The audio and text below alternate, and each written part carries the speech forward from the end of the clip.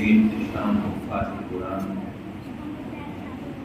اور اس کارکرد ایڈمنسٹریشن کے افسران کرام، ادارات مراکین اور مقرر معزز حاضرین میں 27 شب ہے اور صبح جمعہ الوداع ہے۔ گویا یوں کہیے کہ آج کی رات کے حوالے سے لیلۃ القدر ہونے میں کوئی شک و شبہ نہیں، اور برصغیر تذکرہ یہ بھی عرض کرتا چلوں کہ یہی منظر ایک بار ہم نے سن 86 میں دیکھا تھا، جب میرے والد گرامی رحمۃ اللہ علیہ دنیا سے پردہ فرمایا ہوئے، تو جب ان کی تدفین ہوئی مغرب کا وقت ہو چکا تھا، تو آنے والی رات جو ان کو قبر میں پہلی رات گزری وہ 27ویں شب کی اور صبح جمعہ تھا، پہلا دن جمعے کا دن جمعہ الوداع کا قبر میں آیا تو پہلی رات آئی وہ شب قدر۔ تو یہ آج کی رات رب کائنات کی رحمتوں کی نزول کی رات ہے، وہ جو ماں سے 70 گنا زیادہ محبت فرماتا ہے تو آج کی رات کو یہ یوں کہیے کہ اگر بندے اس سے ذرا لاڈ کریں اور اس سے پی کے بڑھائیں، اور جس طرح کسی بچے سے شرارت ہو جائے ماں حتی الامکان ٹالریٹ کرتی ہے، ذرا تنبیہ کرتی ہے، سرزنش کرتی ہے، لیکن بچہ مصر رہے شرارت پہ، تو کبھی ایسا بھی ہوتا ہے کہ ماں زچ ہو کر پریشان ہو کر ایک آدھ تھپڑ لگا دیتی ہے۔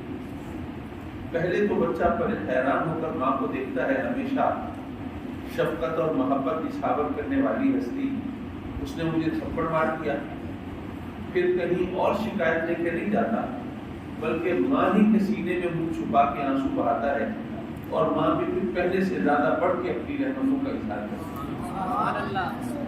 تو اگر ہماری کسی خطا، کسی غلطی کی وجہ سے اگر رب کی طرف سے کوئی تنبیہ ہو، کوئی سرزنش ہو، کوئی پکڑ ہو، کوئی سزا ہو، تو ہم بھی اپنے رب کی شکایت نہ کریں، ہونٹوں پر گیلا نہ ہو، بلکہ اسی کی بارگاہ میں سجدریز ہو کے آنسو بہا کے اگر اس کی رحمت کا سوال کریں تو وہ بھی پہلے سے زیادہ اپنے انعام و اکرام سے سرفراز فرماتا ہے اور اپنی نعمتوں اور رحمتوں سے نوازتا ہے۔ حضرات مکرم، ختم قرآن مجید کی محفل ہے، اور ظاہر ہے کہ اس محفل میں عظمت قرآن کے حوالے سے بات ہونی چاہیے۔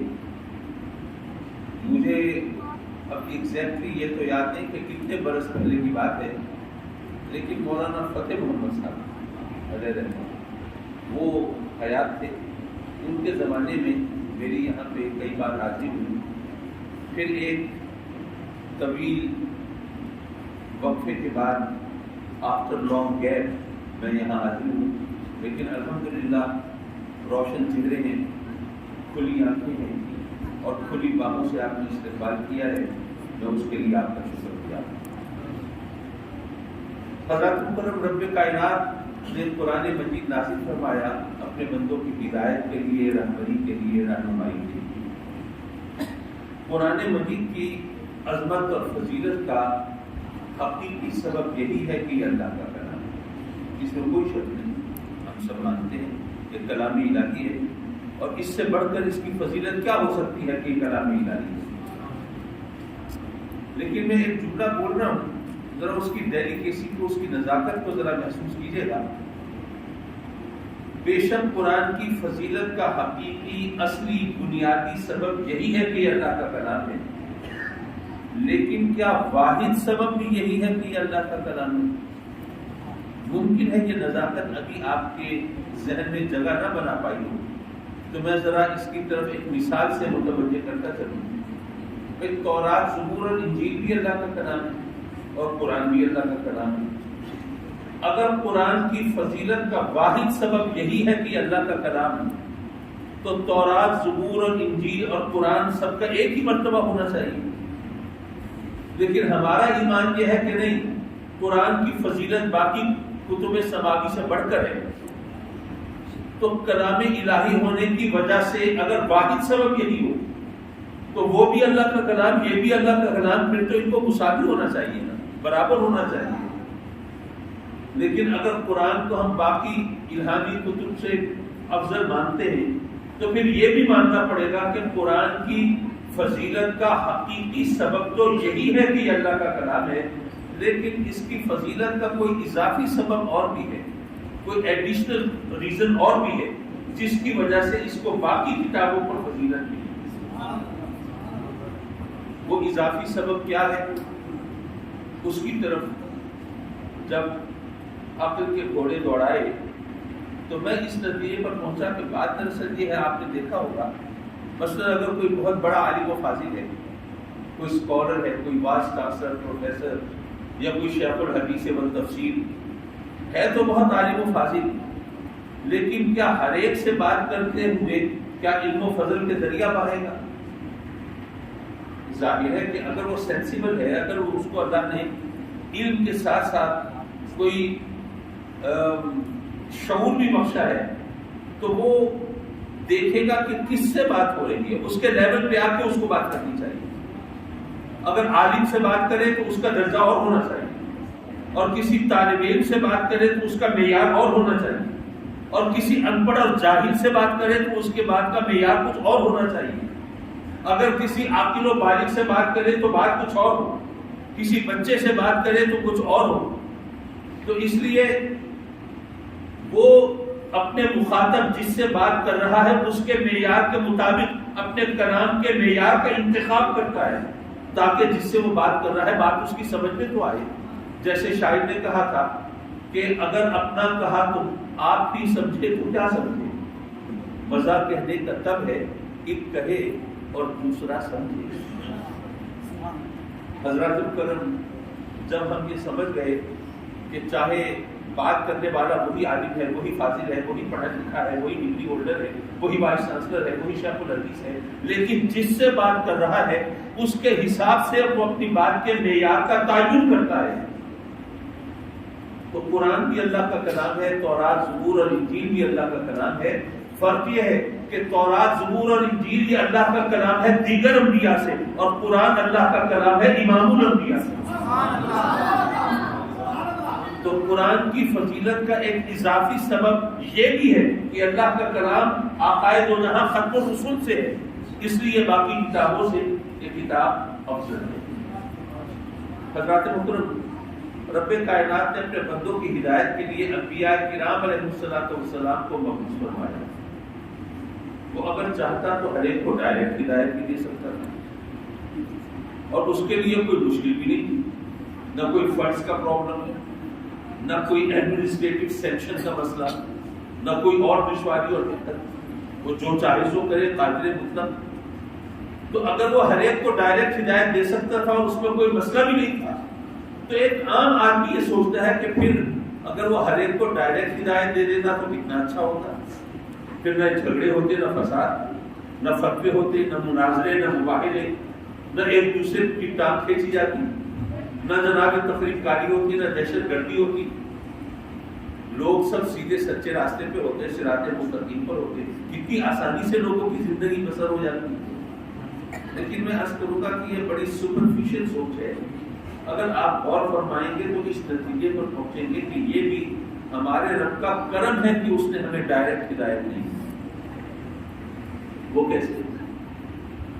دیکھیے بات یہ ہے کہ اگر ڈائریکٹ ہدایت دیتا رب کائنات علیہ کو، تو پہلی بات تو یہ ہے کہ ہم کہتے ہیں مین از اے سوشل اینیمل، انسان معاشرتی جانور ہے، ہم مل جل کر رہتے ہیں، ہماری مجبوری ہے، ورنہ جانور جو ہوتے ہیں وہ تو کسی کچھار میں، پھٹ میں، اپنے بل میں، اپنے ٹھکانے پر اکیلے دکیلے نر مادہ زندگی گزار لیتے ہیں، بچے بھی ہوئے تو بڑے ہوئے انہوں نے اپنا ٹھکانہ علیحدہ ڈھونڈا۔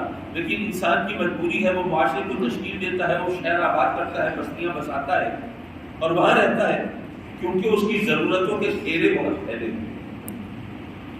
کوئی ہوگا جو خوراک اگائے گا، کوئی ہوگا جو کپڑا بنے گا، کوئی ہوگا جو کپڑے کو لباس کی شکل دے گا، کوئی ہوگا جو جوتا بنائے گا، کوئی ہوگا جو برتن تیار کرے گا، کوئی ہوگا جو علاج معالجے کی سہولت فراہم کرے گا۔ ہر ایک نے اپنے اپنے ذمہ کام لیے ہوئے، تو تقسیم کار کر لیتے ہیں، پھر اکٹھے مل جل کے رہتے ہیں، زندگی آسان ہو جاتی ہے۔ ورنہ آپ سوچئے آپ کے علاقے میں اگر صرف ایک حجام، ایک باربر، ایک نائی نہ ہو، کوئی بہت قابل ذکر، کوئی بہت اہم شعبہ، کوئی واک آف لائف تو نہیں ہے، لیکن اگر ایک حجام نہ ہو تو ہم کسی کو منہ دکھانے کے نہ رہتے، تو ہم تقسیم کار کرتے ہیں، پھر مل جل کر رہتے ہیں۔ جب مل جل کر رہیں گے تو کہیں جھگڑا بھی ہوگا، مفادات کا ٹکراؤ بھی ہوگا، اختلاف بھی ہوگا۔ جب وہ اختلاف ہوگا تو اس کو نپٹانے کے لیے کوئی قاعدہ بھی چاہیے، قانون بھی چاہیے، ضابطہ بھی چاہیے۔ جب کوئی قاعدہ قانون ہوگا تو اس کے مطابق فیصلے کرنے کے لیے عدالت بھی چاہیے، اور عدالتوں کے فیصلوں کو امپوز کرنے کے لیے، نافذ العمل بنانے کے لیے کوئی قوت نافذہ بھی چاہیے، حکومت بھی چاہیے۔ تو اس طرح یہ معاشرہ تشکیل دے پاتا ہے۔ تو سب سے بہتر معاشرہ وہ ہوتا ہے جہاں پر انصاف کا بول بالا ہوتا ہے۔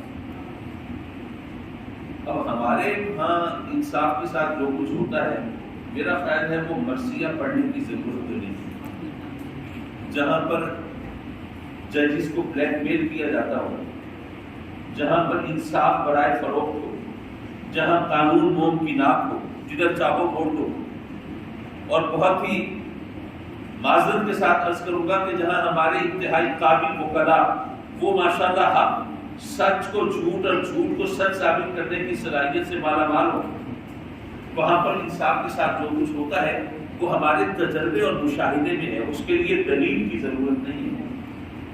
جو بات مشاہدے میں ہو اس کے لیے اس کو ثابت کرنے کے لیے دلیل نہیں چاہیے۔ دن کا وقت ہو اور آپ مجھ سے کہیں گے ذرا دلیل سے ثابت کریں دن ہے، میں کہوں گا بھائی اگر آپ کو اللہ نے آنکھیں دی ہیں تو دلیل کی ضرورت نہیں، اور اگر نہیں دی تو دلیل کا فائدہ نہیں۔ تو جو چیز تجربے اور مشاہدے میں ہو اس کے لیے دلیل کی حاجت نہیں ہوتی۔ تو اب ہمارے ہاں جو کچھ بھی ہے وہ چونکہ مشاہدے میں ہے، میں اس تفصیل میں نہیں جاتا، لیکن میں عرض کر رہا ہوں گا کہ جب ملک میں قانون کی بالادستی ہوگی تبھی ایک نظام صحیح چلے گا۔ اب اگر ہر ایک کے پاس ڈائریکٹ وہی آ رہی ہو تو آپ پورے ملک کے لیے کوئی ایک قانون بنا ہی نہیں سکتے۔ کوئی بھی شخص اٹھ کے کہتے ہیں میرے پاس تو وہی یوں آئی ہے، تو آپ کیسے اس کو ریفیوٹ کریں گے، اس کی تردید کیسے کریں گے؟ ہر ایک کا جب اللہ سے ڈائریکٹ رابطہ ہو، وہی اس کے پاس آ رہی ہو، تو پھر آپ کسی کو لگام نہیں دے سکتے، روک نہیں سکتے، منع نہیں کر سکتے۔ کوئی بھی کہے میرے پاس تو وہی یوں آئی ہے تو پھر آپ اس کے خلاف چل نہیں سکتے، اس لیے پھر آپ ملک کے لیے کوئی ایک قانون بنا نہیں سکتے۔ دوسری بات وہ زیادہ آسان ہے سمجھنے میں، دیکھیے اگر کوئی غیر مسلم ہے، اللہ نے اس کو توفیق دی، مسلمان ہو گیا، آپ نے کہا بھائی اب تو مسلمان ہو گئے، اب تمہیں نماز بھی پڑھنی ہے، یہ کتاب ہے نماز کی، اس کو پڑھو اور اس کو پڑھ کے نماز ادا کرو۔ کیا خیال ہے وہ شخص غیر مسلم ہے جس نے کبھی نماز پڑھی نہیں، نماز پڑھنے والوں کے ساتھ وہ رہا بھی نہیں، لوگوں کو نماز پڑھتے ہوئے دیکھا بھی نہیں، کیا وہ صرف کتاب پڑھ کے کیا صحیح طرح نماز ادا کر لے گا؟ نہیں، ہمیں اسے نماز پڑھ کے دکھانی پڑے گی، اس کے بغیر وہ نماز ادا کرنے پر قادر نہیں ہوگا۔ تو اب یہ ہمارے سوچنے کی بات ہے کہ اگر صرف نماز ہم ادا نہیں کر سکتے جب تک کہ عملی نمونہ ہمارے سامنے نہ ہو، تو پوری زندگی ہم کیسے گزار سکتے ہیں اسلام کے سانچے میں ڈھل کے جب تک کہ ہمارے سامنے عملی نمونہ نہ ہو؟ تو اس لیے رب کائنات نے انبیاء کو بھیجا تاکہ ان کو دیکھ کر ہمیں شریعت کا پتہ چلے، اس اللہ کے احکام پر عمل کرنے کا ہمیں طریقہ ملے۔ اور ایک اور بات بھی ہے کہ آپ سوچئے کہ ابھی تو ہمیں احکام ملتے ہیں انبیاء کے ذریعے، ہم سے اگر کہیں کوتاہی ہو جائے، غلطی ہو جائے، جان بوجھ کر گناہ کر بیٹھے تو چلیے پھر بھی راستہ کھل جاتا ہے، ہم استغفار کریں، رب سے توبہ کریں، معافی مانگیں اور اس کا دریائے رحمت جو اس میں آئے وہ کرم فرمائے۔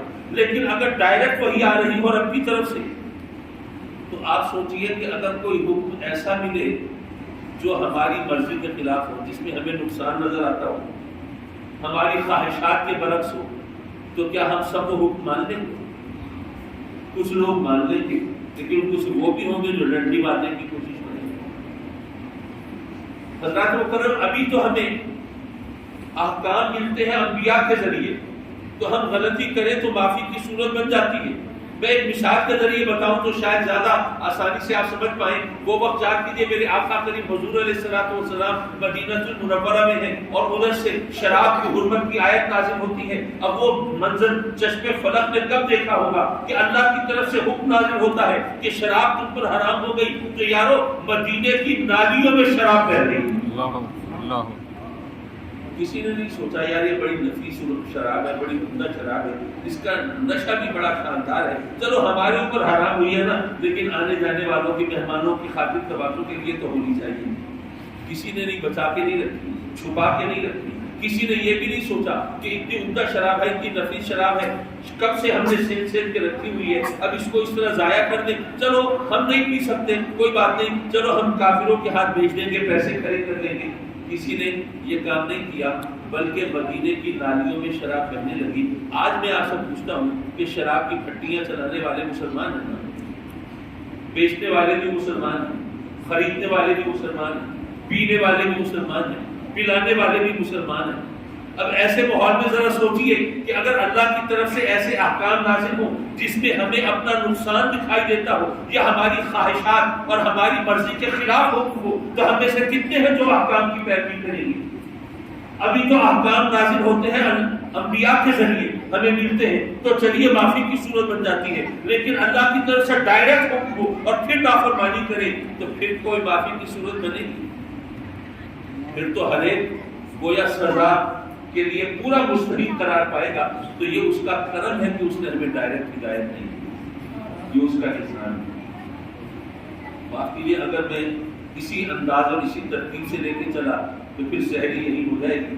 مجھے ذرا تھوڑا سا اپنی بات کو اختصار کی طرف لے کے جانا چاہیے, اور کچھ اور دوستوں سے بھی میں کچھ باتوں کی ڈور میں بندھا ہوں. ابھی تک تو وہ آنکھیں بچھائے بیٹھے ہوں گے, ذرا تاخیر ہوگی تو پھر آنکھیں دکھانے لگیں گی, تو اس کا بھی مجھے لحاظ رکھنا چاہیے. میں عرض کر رہا تھا کہ رب کائنات نے صحیفہ ہدایت عطا فرمایا, قرآن ہماری ہدایت کے لیے. اچھا, انبیاء کرام تشریف لائے ہدایت کے لیے. اب مسئلہ یہ ہے کہ ادھر فاران کی چوٹیوں سے آواز آ رہی ہے میں اللہ کا نبی, ادھر قادیان کے جنگلوں میں بھی کوئی بول رہا ہے میں بھی نبی. اب ایک عام آدمی کے پاس وہ کیا یارڈ اسٹک ہے, وہ کیا کرائٹیرین ہے, کیا معیار ہے جس سے وہ جان سکے, پہچان سکے, سمجھ سکے, فیصلہ کر سکے کہ یہ نبی سچا ہے اور یہ جھوٹا ہے؟ تو علماء نے ہمیں بتایا کہ یاد رکھیے جو سچا نبی ہے وہ معجزہ دکھائے گا, جھوٹا نبی کبھی معجزہ نہیں دکھا سکتا. اچھا, معجزہ کسے کہتے ہیں؟ اب یہ ہماری زبان کا لفظ ہے, بول چال میں بھی ہم استعمال کرتے ہیں, مفہوم تو ہمیں آتا ہے. میں اب اگر اس کی شرعی تشریح اور تعبیر اور اس کی شرعی ڈیفینیشن کی طرف جاؤں تو ظاہر ہے کہ کچھ کمپلیکیشنز ہو سکتی ہیں, تو میں سیدھی سادھی بات جو ہم سب سمجھتے ہیں اسی کی طرف رہتا ہوں. کوئی سیدھی سادھی بات کیا ہے؟ معجزہ وہ چیز ہوتی ہے جو عقل کو عاجز کر دے, جو سمجھ میں نہ آئے یہ کام کیسے ہو گیا, یہ اسی کو معجزہ کہتے ہیں. بارش ہو رہی ہو, آپ دیکھیں کہ ایک کھیت تو پورا سیراب ہو رہا ہے اور اس کے ساتھ والا کھیت اس پہ ایک بوند بھی نہیں پڑ رہی, آپ کہیں گے کمال ہے, معجزہ ہو گیا. آپ نے کوئی گاڑی دیکھی کسی حادثے میں بری طرح تباہ, دیکھ کے لگتا ہے کہ جو بھی بندہ ہوگا زندہ نہیں بچا ہوگا, لیکن معلوم کرنے پر پتہ یہ چلا کہ جتنے بندے تھے کسی کو خراش بھی نہیں آئی. آپ کہیں گے کمال ہے, معجزہ ہو گیا. یعنی وہ چیز جس کی کوئی سائنٹیفک ریزننگ نہ ہو, جس کی کوئی لاجیکل ایکسپلینیشن نہ ہو, جس کی کوئی عقلی توجیہ پیش نہ کی جا سکے, جس کے بارے میں یہ گویا آدمی کی عقل گھٹنے ٹھیک دے, فہم و فراست ہار مان لے اور ہماری سوجھ بوجھ ہتھیار ڈال دے, یہ کیسے ہو گیا یار؟ وہ معجزہ ہوتا ہے جو عقل کو عاجز کر دے. تو نبی کی پہچان معجزہ ہے. اچھا, یہاں پر ایک دو ذرا خوبصورت باتیں ہیں وہ بھی میں عرض کرتا چلوں. نبی کی پہچان معجزہ کیوں ہے؟ بات یہ ہے کہ نبی پر ایمان لانا ہر ایک کے لیے ضروری ہے. یہ اردو کا لفظ پہلے بڑا مشکل تھا, لیکن میرا خیال ہے اب آسان ہو گیا, لوگ سمجھنے لگے. پھر کسی کو استثناء تو حاصل نہیں ہے, سب ہر ایک پر لازم ہے کہ وہ نبی پر ایمان لائے. جب نبی پر ایمان لانا ہر ایک کے لیے لازمی ہے تو پھر نبی کی پہچان بھی ایسی ہونی چاہیے کہ اس کے سامنے ہر ایک برابر ہو. کوئی عالم ہے یا جاہل فرق نہ پڑے, کوئی بڑا جینیس ذہین بڑا زبردست عقل مند ہے یا کوئی کم ذہن ہے, غبی ہے, کم فہم ہے, فرق نہ پڑے. اب بظاہر بات سمجھ میں نہیں آتی، کیسے ممکن ہے کہ عالم اور جاہل بالکل برابر ہو جائیں؟ چلیے عالم جاہل کی بات چھوڑیے، انتہائی ذہین سمجھدار عقل مند اور کن ذہن غبی کم فہم سب برابر ہو جائیں، یہ بات تو سمجھ میں نہیں آتی۔ تو میں عرض کروں گا کہ وہ معجزہ ہے، معجزہ نہ عالم کی عقل میں آتا ہے نہ جاہل کی عقل میں آتا ہے، نہ وہ انتہائی ذہین اور جینیس کی عقل میں آتا ہے، نہ کن ذہن غبی اور کم فہم کی عقل میں آتا ہے، اس کے سامنے سب برابر ہیں۔ اچھا نبی کی پہچان معجزہ ہے، پہچانیں گے تو کلمہ پڑھیں گے، پہچانیں گے تو ایمان لائیں گے، پہچانیں گے تو ان کے فرامین پر عمل کریں گے، تو پہچان تو ابتدا ہے نا، پہچان تو پہلا مرحلہ ہے، پہلا زینہ ہے، پہلا قدم ہے۔ تو پتہ یہ چلا کہ نبوت کی ابتدا معجزے سے ہوتی ہے، اور معجزہ وہ ہے جو عقل انسانی کو عاجز کر دیتا ہے۔ پتہ یہ چلا کہ نبوت کی ابتدا وہاں سے ہوتی ہے جہاں عقل انسانی کی انتہا ہوتی ہے۔ جب نبوت کی ابتدا معجزے سے، یعنی نبوت کی ابتدا وہاں سے ہے جہاں عقل انسانی کی انتہا ہوتی ہے، تو یارو نبی کو کبھی اپنی عقل کے ترازو میں مت تولنا، کبھی نبی کو اپنی عقل کے پیمانے سے مت ناپنا، ورنہ گمراہ ہو جاؤ گے، کیونکہ وہ عقل سے ماورا ہے۔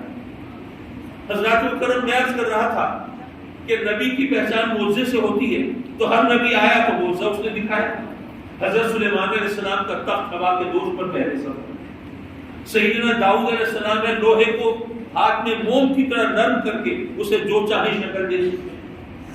حضرت موسیٰ علیہ السلام نے اپنا عصا مبارک پتھر پہ مارا تو جناب چشمے ابل پڑے۔ حضرت عیسیٰ علیہ السلام نے مردوں کو زندہ کر کے دکھا دیا۔ میرے آقا کریم صلی اللہ علیہ وسلم کو بھی اللہ نے بے شمار معجزے عطا فرمائے۔ پتھروں نے کلمہ پڑھا ہے نا، جانوروں نے سجدے کیے ہیں نا، درخت اپنی جڑوں سمیت حاضر خدمت ہوئے ہیں نا، آقا کریم کے اشارے پر بادل پھٹے ہیں نا، اور چاند بھی 2 ٹکڑے ہوا ہے، اور سورج بھی الٹے پاؤں پھرا ہے۔ یہ سب معجزے ہوئے ہیں، لیکن علماء نے بتایا کہ آقا کریم کا سب سے بڑا معجزہ قرآن ہے۔ جب میں سوچنے لگا کہ یہ عجیب و غریب بات کی علماء نے کیوں ہے، کہ قرآن ہم مسلمان ہیں، مانتے ہیں کہ قرآن معجزہ ہے، لیکن قرآن کی معجزانہ شان تو منوانی پڑتی ہے، دلائل دینے پڑتے ہیں، ثبوت پیش کرنے پڑتے ہیں۔ اس کے مقابلے میں اگر یہ کہہ دیا جاتا کہ جی سب سے بڑا معجزہ ہے سورج کو الٹے پاؤں پھرانا، تو یہ بات تو سمجھ میں آتی تھی، ظاہر ہے سارے سولر سسٹم کی ایسی کی تیسی ہو جائے جب سورج الٹے پاؤں آئے گا، لیکن اس کے باوجود اگر یہ سارا نظام اسی طرح برقرار رہا سورج کے پیچھے پھرنے کے باوجود، تو یہ معجزہ ہے نا، تو کتنا بڑا معجزہ ہے، اس کو سب سے بڑا معجزہ ماننا چاہیے تھا۔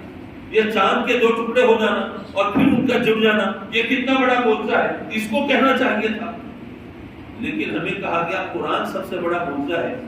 اس میں حکمت کیا ہے؟ میں عرض کروں گا یہ بات بڑی خوبصورت ہے، اس کو سمجھنے کی ضرورت ہے۔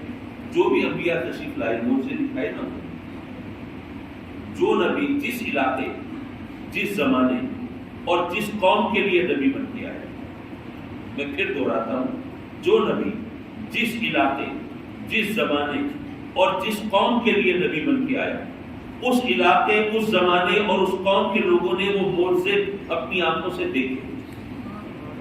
جن کے نصیب میں ہدایت تھی انہوں نے کلمہ پڑھ لیا، اور جن کے دلوں پہ مہریں لگی ہوئی تھی وہ کولے کے کولے رہ گئے۔ جو نبی جس علاقے، جس قوم، جس زمانے کے لیے نبی بن کے آیا، انہوں نے اس زمانے، اس قوم کے لوگوں کو معجزے دکھائے، انہوں نے بچشم خود ملاحظہ کیا۔ لیکن آج میں پوچھتا ہوں کہ حضرت عیسیٰ علیہ السلام نے جن مردوں کو زندہ کیا تھا، ان میں سے کسی کا ایڈریس آپ کے موبائل فون میں محفوظ ہے؟ نہیں۔ حضرت موسیٰ علیہ السلام نے جو پانی کے چشمے نکالے تھے، اس جگہ کی کوئی خیر خبر، کوئی عطا پتہ ہے؟ کوئی ڈے آؤٹ کے لیے، پکنک منانے کے لیے چلے ہم، وہ بھی نہیں پتہ۔ حضرت سلیمان علیہ السلام کے تخت کو آپ نے کبھی اٹھتے ہوئے دیکھا ہے؟ نہیں۔ حضرت داؤد علیہ السلام کو لوہے کو اپنے ہاتھ سے موم کی طرح شکل دیتے ہوئے دیکھا ہے؟ نہیں، آپ نے نہیں دیکھا۔ اسی طرح میرے آقا کریم کے باقی معجزے وہ بھی ہماری آنکھوں کے سامنے تو نہیں ہے۔ پتھروں نے کلمہ پڑھا تو ہے لیکن ہم نے تو نہیں سنا، جانوروں نے سجدے کیے تو ہیں لیکن ہم نے تو نہیں دیکھا، پانی میرے آقا کریم کی مبارک انگلیوں سے جاری ہوا تو ہے لیکن ہمارے مشاہدے میں تو یہ سب کچھ نہیں آیا۔ وہ چاند اور سورج نے میرے آقا کریم کے اشارہ چشم و ابرو کی جو تعمیر کی ہے، ہمارا ایمان ہے، ہم مانتے ہیں، لیکن یہ بھی ہمارے مشاہدے میں تو نہیں ہے۔ تو حضرات مکرم، جتنے نبی جس علاقے، جس زمانے، جس قوم کے لیے نبی بن کے آئے، اس علاقے، اس زمانے، اس قوم کے لوگوں نے معجزوں کو دیکھا۔ اگر میرے آقا کریم کا دور نبوت قیامت تک چل رہا ہے تو یارو میرے آقا کریم کا کوئی ایک معجزہ تو ایسا ہونا چاہیے نا جو قیامت تک باقی رہے۔ سبحان اللہ، سبحان اللہ، سبحان اللہ، سبحان اللہ۔ اور وہ معجزہ قرآن کی صورت میں ہمارے سامنے۔ اس بات کو آپ ایک دوسرے زاویے سے دیکھ لیجیے۔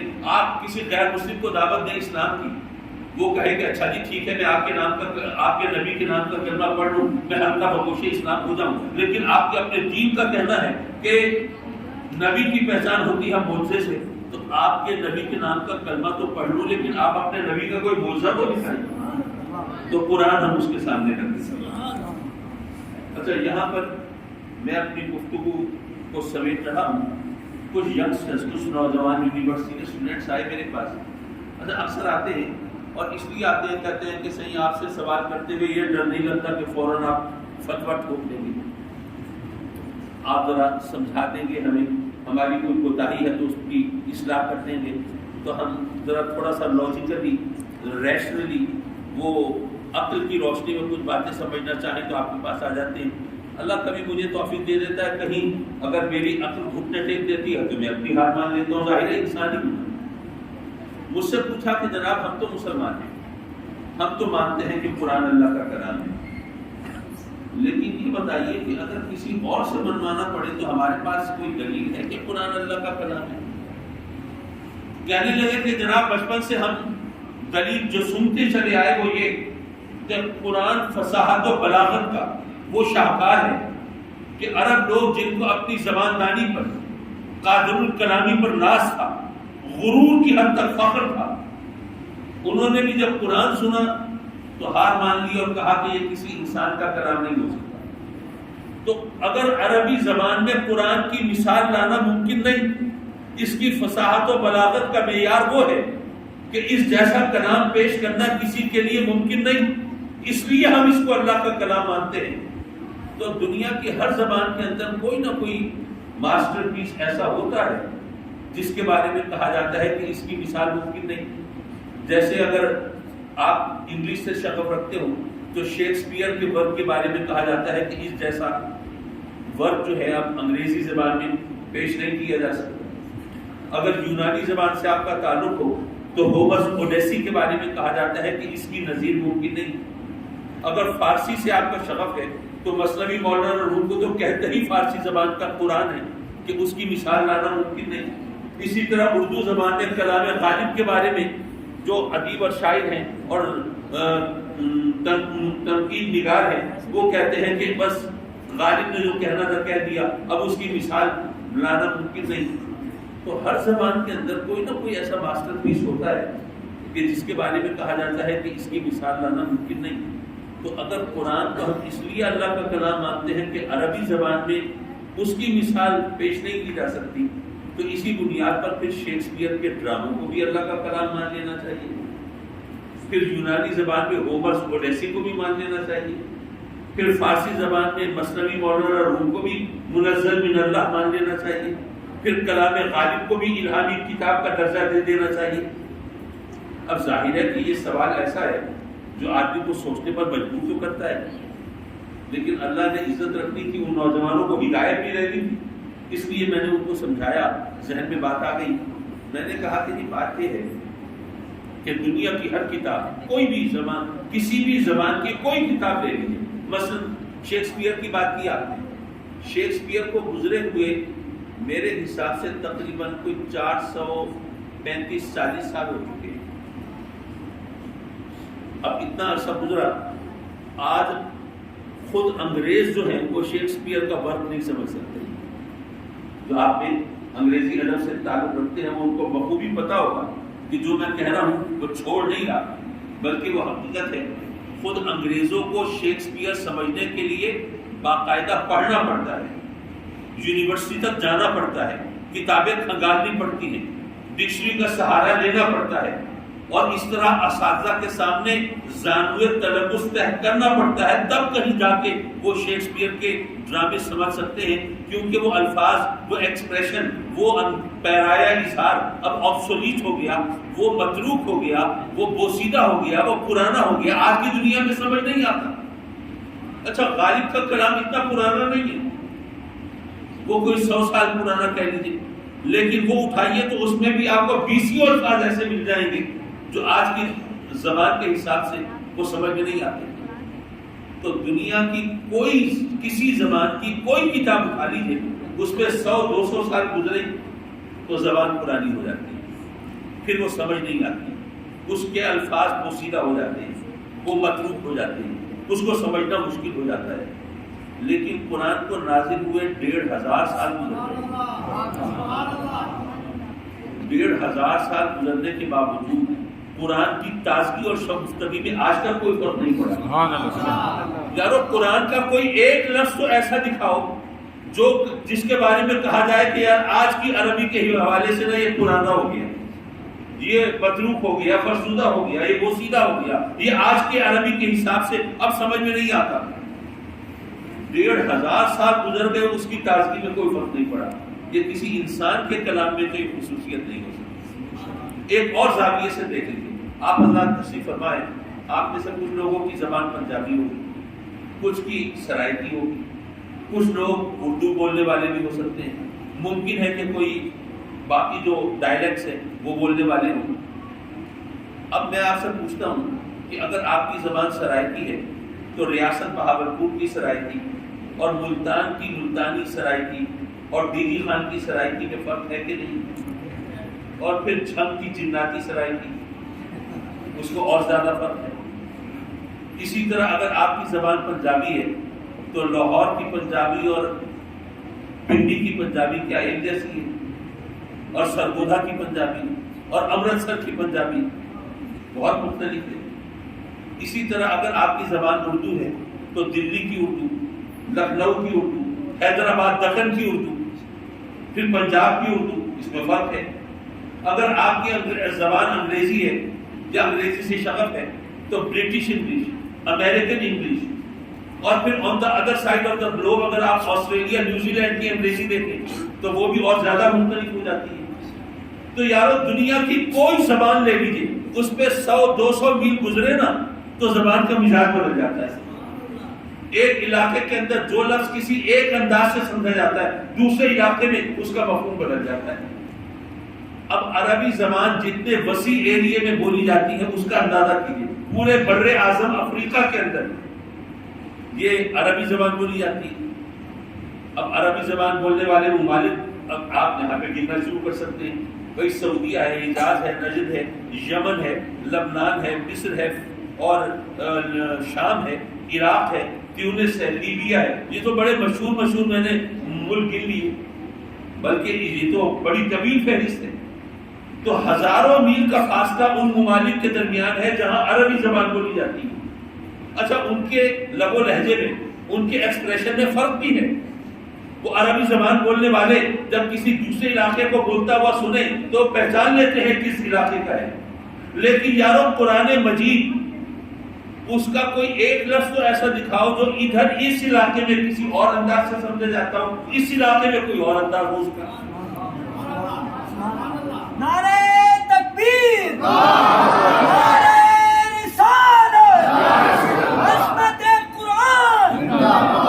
تو وہ کتاب جس پر نہ صدیوں کا سفر اثر انداز ہو سکے اور نہ ہزاروں میل کی مسافت اس کے مفہوم اور معنی میں کوئی تغیر اور تبدیلی لا سکے، یار وہ کسی انسان کا کلام نہیں ہو سکتا۔ پھر ماننا پڑے گا یقیناً وہ الہامی کتاب ہے، وہ منزل من اللہ ہے، وہ اللہ کا کلام ہے، اور اس کے بارے میں کسی شک اور شبہ کی گنجائش نہیں ہے۔ حضرات محترم، قرآن مجید ہماری ہدایت کے لیے ہے، ہماری رہنمائی کے لیے ہے، لیکن صرف ایک بات مزید کر کے میں اپنی گفتگو ختم کروں گا۔ اب پچھلے دنوں ایک پوسٹ بہت وائرل ہوئی تھی اور میں نے جس سے بھی سنا تو میں نے دیکھا کہ جناب اس سے بہت زیادہ متاثر تھا اور کہہ رہا ہوں کہ جناب کیا بات ہے۔ وہ ایک واقعہ کسی نے، اب مجھے نہیں پتا وہ حقیقتاً کوئی واقعہ ہے یا کسی کوئی فیبریکیٹڈ سٹوری ہے, کوئی من گھڑت کہانی ہے, مجھے نہیں پتا.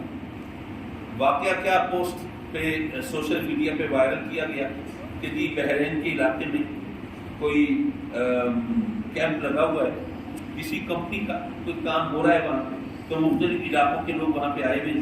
تو رمضان شروع ہوا تو وہ اس کمپنی نے کسی عرب ملک کے کسی حافظ کو کی ڈیوٹی لگائی کہ بھئی یہاں پہ وہ تراویح پڑھائے. تو اتفاق سے اس حافظ کو وہاں آنے میں دیر ہوئی, تو ان حفاظ میں پاکستان کا ایک حافظ تھا. اس نے لوگوں سے کہا کہ اگر آپ کہیں جب تک وہ حافظ آئے تو میں آپ کو تراویح پڑھا دیا کروں. لوگوں نے کہا سبحان اللہ, بڑی خوشی کی بات ہے, آپ پڑھا دیا کریں. اب اس نے جناب تراویح پڑھانا شروع کر دی. 2-3 دن وہ تراویح پڑھاتا رہا. چوتھے دن وہ تراویح پڑھا رہا تھا تو وہ حافظ جس کی ڈیوٹی لگی تھی وہ آ گیا. اس نے جناب دیکھا یہ حافظ صاحب تراویح پڑھا رہے ہیں. جب اس نے سلام پھیرا تو یہ اس کے گلے پڑ گئے. یہ تو قرآن کی بے حرمتی کر رہے ہیں. یہ قرآن ہے, یہ ترتیب کے ساتھ پڑھنا ہے, اس کو صحیح طرح ادائیگی کرنی ہے. یہ موٹر سائیکل کی طرح پھٹ پھٹ لگے ہوئے, یہ کیا مذاق ہے اللہ کے کلام سے. اب لوگوں نے وہ پوسٹ پڑھی, وہ کہہ رہے ہو کہ یار بات تو ٹھیک ہے, یہ قرآن تو اس طرح نہیں پڑھنا چاہیے, یہ تو ٹھہر ٹھہر کے سمجھ کے پڑھنا چاہیے. میں عرض کروں گا کہ یہ صرف لوگوں کو گمراہ کرنے کی ایک سازش ہے. رب کائنات جانتا تھا نا کہ اس کے محبوب کے نام کا کلمہ پڑھنے والے اور اس کے دین کو ماننے والے سب کے سب عرب تو نہیں ہوں گے. اللہ تو جانتا تھا, وہ جانتا تھا کہ ہر ایک کو قرآن صحیح طرح پڑھنا بھی نہیں آئے گا. پتہ نہیں آپ کے علم میں ہے یا نہیں ہے, جو جاپان کے لوگ ہیں وہ رے کو لام کو پروڈیوس کرنے پر قادر نہیں ہے. لام کو وہ رے کی آواز سے پروڈیوس کرتے ہیں. جیسے آپ دیکھیں عرب لوگ جو ہیں وہ ٹے اور ڈال نہیں بول سکتے نا. پاکستان تو پاکستان میں پاکستان کہتے ہیں, پے بھی نہیں بول سکتے.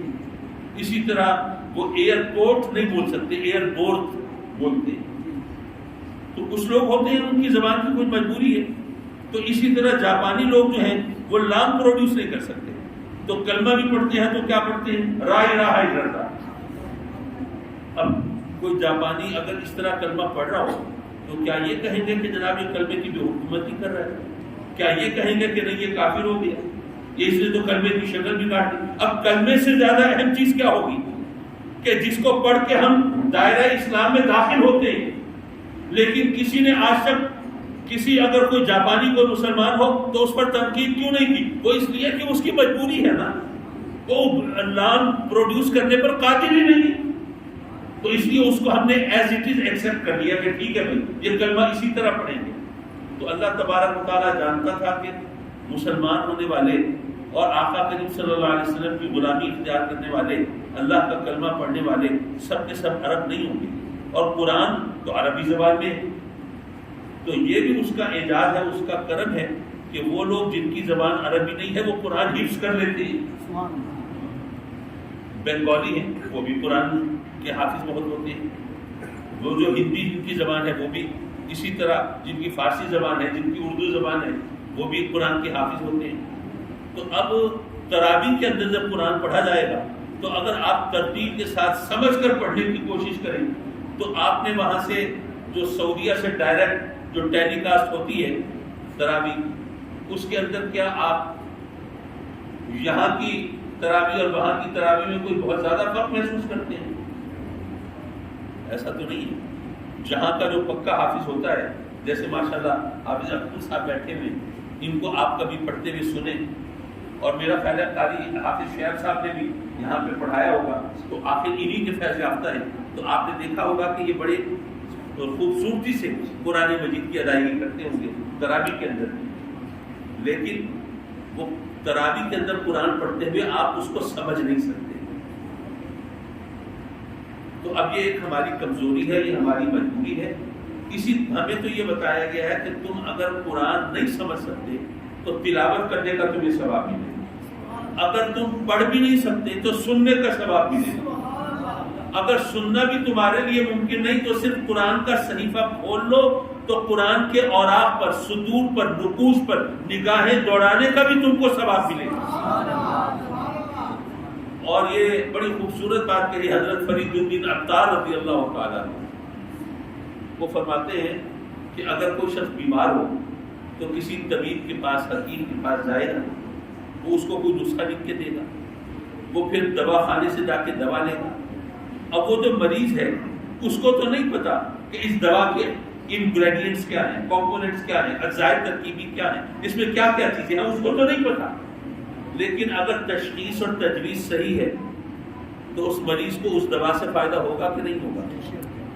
تو اگر ایک طبیب نسخہ لکھے اور مریض کو نہ پتا ہو کہ اس میں کیا ہے لیکن پھر بھی اس کو فائدہ ہوتا ہے، تو وہ جو احکم الحاکمین ہے اس نے جو نسخہ کیمیا تجویز کیا ہے بنی نوع آدم کے لیے، تو اگر ہمیں پتا نہ ہو کہ اس میں کیا ہے تب بھی ہمیں اس سے فائدہ ہوگا۔ بس ایک سوال کا جواب دے کے میں آپ سے اجازت چاہوں۔ میرا ارادہ نہیں تھا اتنی لمبی چوڑی گفتگو کرنے کا، اور ویسے بھی ہر جگہ کا اپنا ماحول ہوتا ہے، میرا خیال تھا کہ یہاں پر آپ اتنی لمبی چوڑی گفتگو کے متحمل نہیں ہوں گے، لیکن میں آپ کا شکر گزار آپ نے، ورنہ جیسے مکئی کے دانے سے بھٹے نکلنا شروع ہوتے ہیں تو اگر آپ اسی طرح وہ اٹھنا شروع ہو جاتے تو میں کیا کرتا، معذرت نہیں چاہتا، لیکن آپ کا یہ صبر اور استقلال جو ہے اس نے مجھے ذرا مہمیز لگائی، مجھے موٹیویٹ کیا کہ میں کچھ بول سکوں۔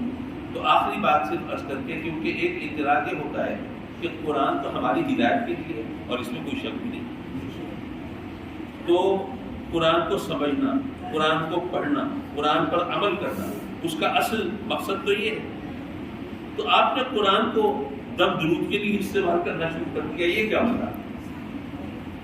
تو اس حوالے سے میں صرف ایک حدیث پیش کرنا چاہوں گا۔ ایسا ہوا آج کل تو اگر آپ سفر کر رہے ہو اور کہیں راستے میں کہیں رات ہو جائے تو ہوٹلز بھی ہیں، موٹلز بھی ہیں، پیئنگ گیسٹ بننے کا بھی سسٹم ہے، اور بھی بہت سی سہولتیں ہیں۔ پرانے زمانے میں تو سب کچھ نہیں تھا، تو اس وقت کیا ہوتا تھا؟ اگر کوئی بڑا قافلہ جا رہا ہے تو ان کا جو سسٹم ہوتا تھا انہوں نے پڑاؤ ڈال لیا، لیکن کوئی اکیلے بندے جا رہے ہو تو سوائے اس کی اور کوئی صورت نہیں ہوتی تھی اگر کسی بستی میں وہ کسی کے مہمان بن جائے۔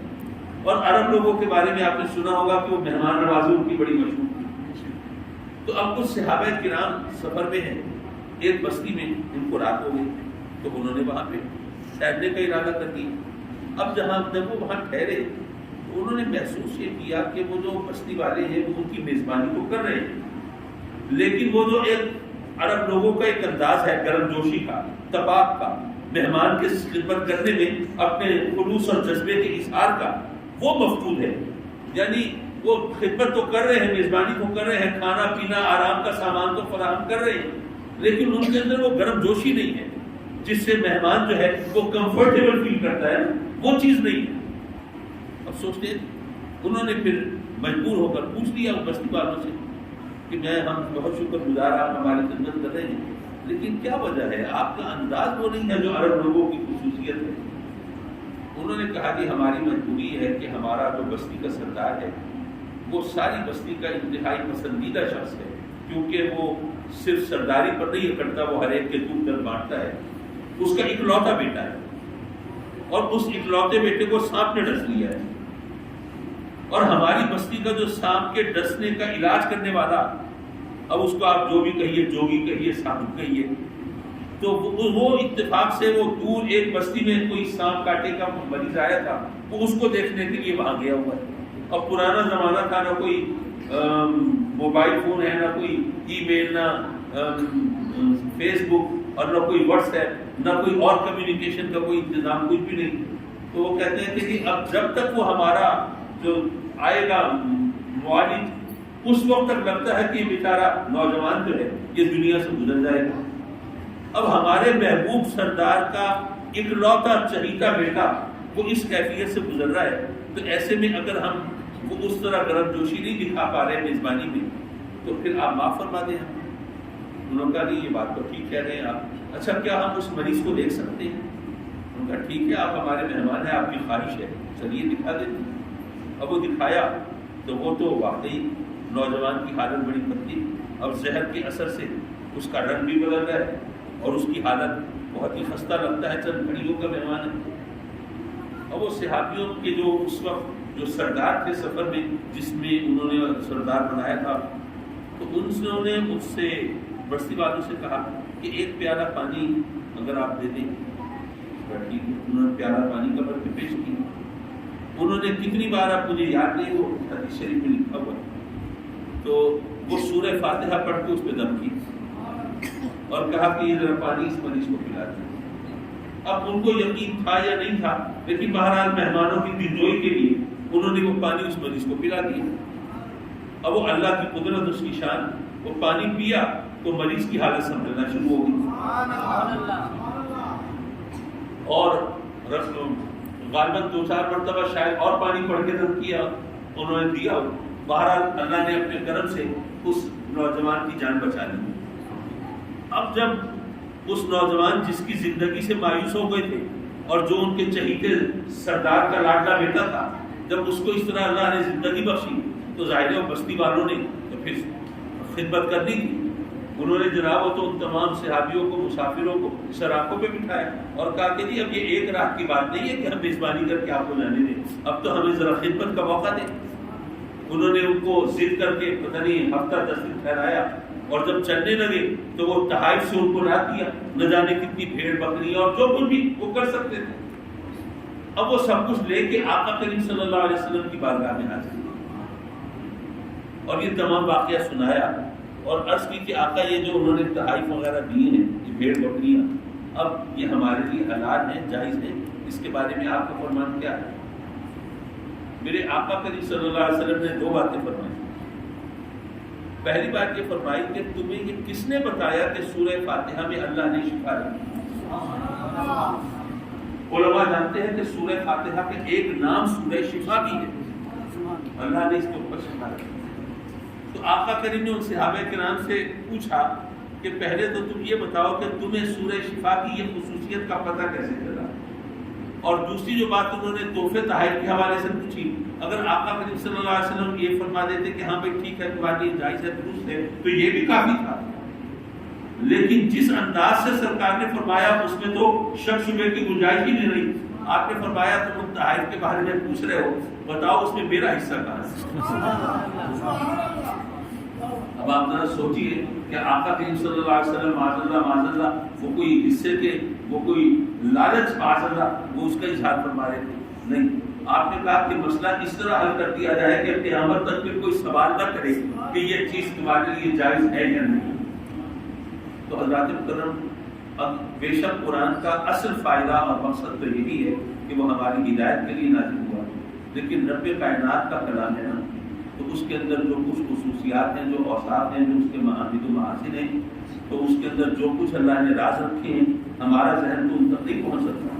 تو کسی کو جس راز کا پتہ چل جائے وہ اس حساب سے فائدہ اٹھا لے، تو یہ اس کے لیے اللہ کے انعام و اکرام کی بات ہے۔ تو رب کائنات اپنی طرف سے ہم سب کو بھی قرآن کی برکتیں بھی عطا فرمائے، شغف بھی عطا فرمائے، پڑھنے کی توفیق بھی عطا فرمائے، عمل کرنے کی سعادت بھی عطا فرمائے، اور دین و دنیا میں اس کی رحمتوں سے بھی سرفراز فرمائے۔ وآخر دعوانا ان الحمد للہ۔